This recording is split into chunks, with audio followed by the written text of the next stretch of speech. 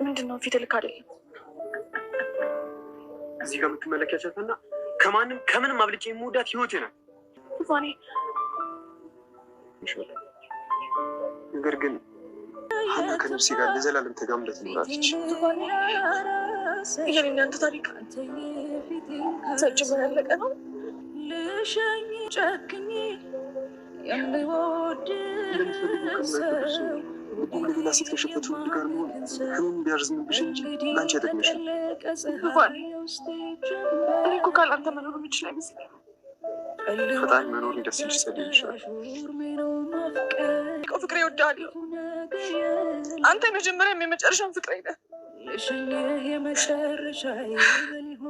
ከራሴ በላይ አስበልጬ እወድሃለሁ።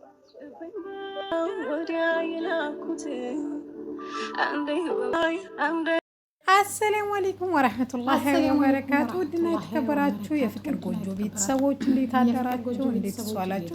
ሁላችሁንም እንደ ሰዓት አቆጣጠራችሁ ሰላም ብያለሁ ማለት ነው። ዛሬ እንግዲህ ይዤላችሁ የመጣሁት ክፍል 24 አፍላ ፍቅርን ክፍል 5 እንግዲህ 200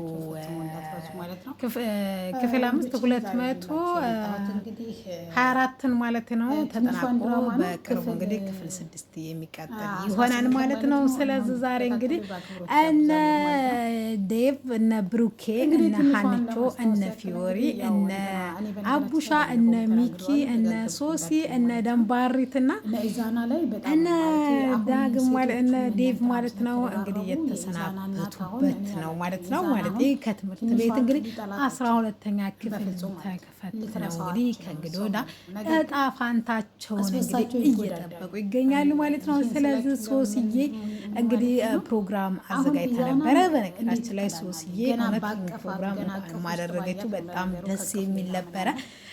ፊዮሪ እንግዲህ ያደረገችው ንግግር ልብ የሚነካ ነው። ያው ከ11ኛ እና 12ኛ አፍላ ፍቅሮች በፍቅር ሲፈተኑ ህይወታቸው ምስቅልቅሉን ወጥቶ በፍቅሩ ሀንቾ ሁለት ማፍቀር ብሩኬ ደግሞ ማንነቱን መርሳት በደረሰበት አደጋ ከዛም ብሎ ፊዮሪን አፍቅሮ ከዛ ማንነቱን ሲያስታውስ ፊዮሪን መጥላት አጠገቢ አትድረሽብኝ ማለት እሷ ደግሞ ጊሊያድና ብሩክን መምረጥ አቅቷት ማውላላ ሜዳ ላይ ጎዳናው ሲባል ሲዘፈንለት የነበረው አፍላ ፍቅር ክፍል 5 ተጠናቋል። ለማንኛውም ማለት ነው እና ፊዮሪ እንግዲህ በጣም የመፈቀርን ጥግ ያሳየችና አፍቅረው አንዳንድ ጊዜ ስናፈቅር ለምናፈቅረው ሰው የምናደርገው ነገሮች አለ፣ የምንከፍለው መስዋዕት አለ ማለት ነው። ነገር ግን ፊዮሪ ብሩኬ የሷ እንዳልሆነ እያወቀ አልፈልግሽም ብሎ ሌላ ሴት መርጦ ለሄደ ሰው ከሰውነቷ ከኩላሊቷን አንስታ የብሩኬ እናት እንግዲህ በጣም ታማ ማለት ነው እቴትዬ ታማ የብሩኬ እናት መሞት የለባትም እኔ ያለሁ ብላ በነገራችን ላይ ይህን ስል ሀንቾም ያው ሰጥታ ነበር። ነገር ግን እድሏ ሆነ አልሆነም ነበረና ማለት ኩላሊቱ የሷ ማቻ አላደረገም። የእንደ እድሉ ሆኖ የፊዮሪ ነው ማቻ አደረገው ማለት ነው። እና በቃ ያን ሁሉ እንግዲህ እናቷ ሳቀር እንደዛ አታደርጊም እያለች ነበረ። ከዛ መለስ ሲል የነሱ ታሪክ ረዥም ነው ማለት ነው እውነት። እና ከዛ መለስ ሲል ማለት ነው በቃ ኩላሊት ስለሰጠች ብሩክ መተው አለብሽ ተብላ ሀንቾ እንግዲህ እና ሀንቾም እናቷም ሳቀር ብዙ ብቻ የህይወት ውጣ ውረድ በዚህ እድሜያቸው ያዩበት ነው ማለት ነው። እውነቴን ነው ብላችሁ እኔ ማለት ሰው ያፈቅራል አያፈቅርም ብዬ ሁሉም ያፈቅራል፣ ግን እንደ ፊዮሪ አፍቃሪ አላየሁም። የምር እኔ የትም ድራማ ላይ በትክክለኛውም ይሁን ፐርሰናሊ በፊልም ቢሆን እንደ ፊዮሪ አፍቃሪ አላየሁም። ብሩኬ በቃ አላቅም የሆነ የሚገለጽበት ቃላት እስከሚታጣ ድረስ እንትን አፍቅረዋለች። የመጀመሪያ የመጨረሻ ብላለች ማለት ነው። እንግዲህ ብሩኬን ለራሷ ለማድረግ እንግዲህ ተደባድባለች፣ ተጨቃጭቃለች፣ ተጣልታለች፣ ብቻ ብዙ ነገር ሆናለች። ግን በቃ አሁን ለማንኛውም አምና የኔ አይደለም ብላ ፈጣሪ እኔ የፈለኩት ቅዱሴ እኔ የፈለኩት ብሩኬ ፈጣሪ ያደለኝ ደግሞ ቅዱሴ ነው የሰጠኝ። ስለዚህ ከፈጣሪ ጋር መታገል ይሆናል። ብሩኬን እረሳዋለሁ ማለት ሳይሆን በልቤ አኖረዋለሁ።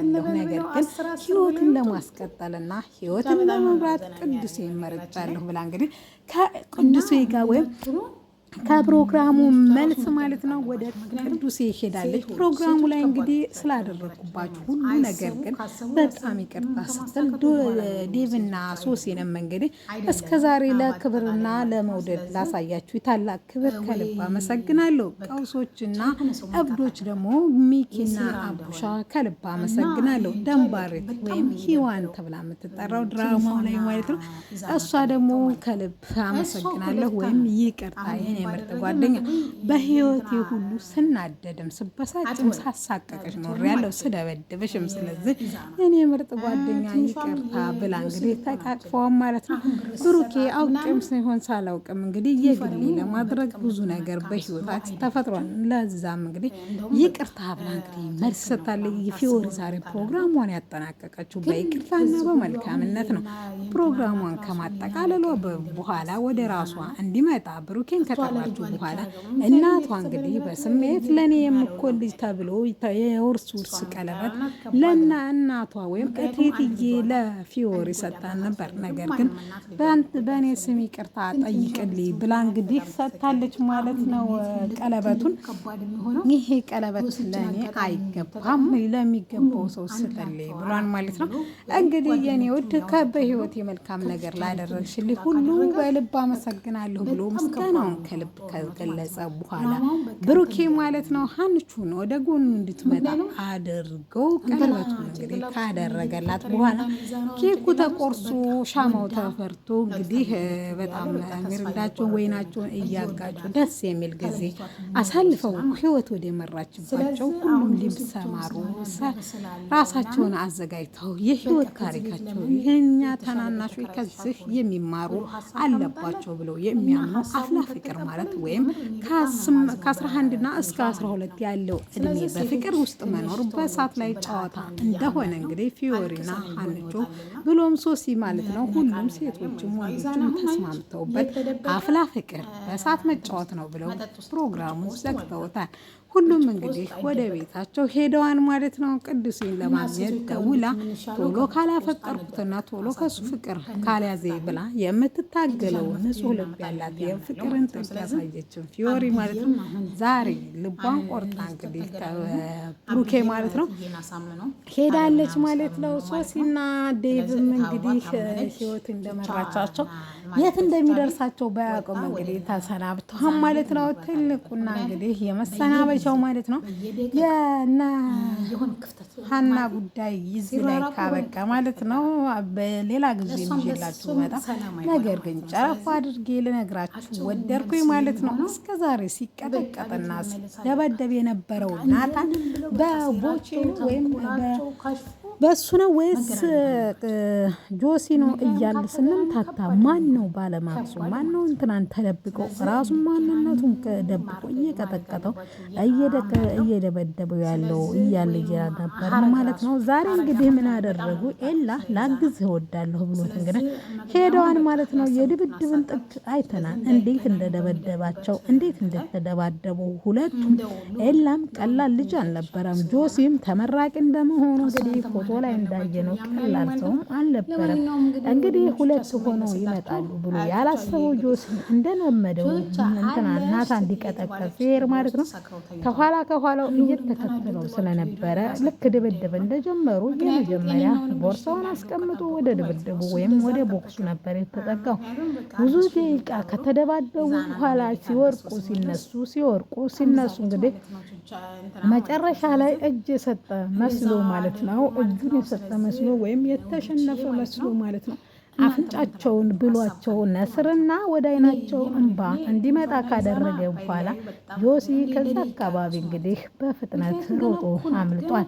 ይሄን ደግሞ እንትና አላም ነው ያለው ጓደኛው ካሊብ ማለት ነው። ምክንያቱም ትናንትና ተደብድቦ ሲመጣ ቆይ ይሄን ልጅ ማን የሚደበድበው? ጆሲም ከፍቅረኛው ጋር ነው ሄደው። ስለዚህ ከሰብሊና ጋር ስለሄደ ማን ነው እየደበደበ ያለው ሲል ለማጣራት ያክል ማለት ነው።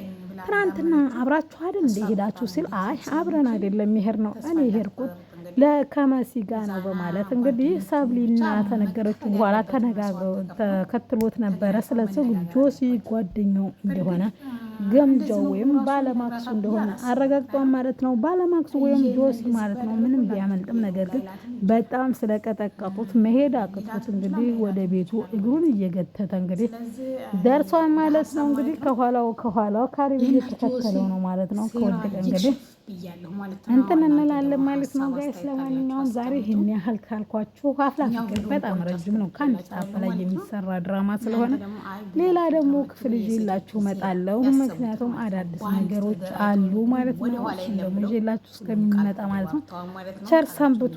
በጣም እውነት እኔ የፊዮሪ ፍቅር በጣም ነው የሚገርመኝ። በጣም በቃ ማለት በቃ የዋህናት ኃይለኝነቷም እያለ ቢሆንም ነገር ግን ምስኪንና አፍቃሪ የፍቅርን ጥግ ያየንባት ናት። ባይ ባይ ጋይስ፣ ወዳችኋለሁ።